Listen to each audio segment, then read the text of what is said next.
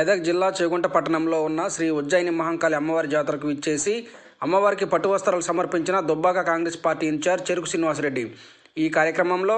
మండల అధ్యక్షులు వడ్ల నవీన్ కుమార్, జనరల్ సెక్రటరీ ముజమిల్, రాంపూర్ మాజీ సర్పంచ్ కాశీబైన భాస్కర్, మండల ఓబీసీ అధ్యక్షులు ఆంజనేయులు, కిసాన్ సెల్ అధ్యక్షులు చౌదరి శ్రీనివాస్, సేవాదళ అధ్యక్షులు ఆగమయ్య, మండల కాంగ్రెస్ యువ నాయకులు సండ్రుగు శ్రీకాంత్, సీనియర్ నాయకులు వెంగళరావు, బాలరెడ్డి, సాయి కుమార్ గౌడ్, కన్యారం సతీష్, నగేష్ గుప్తా తదితరులు పాల్గొన్నారు.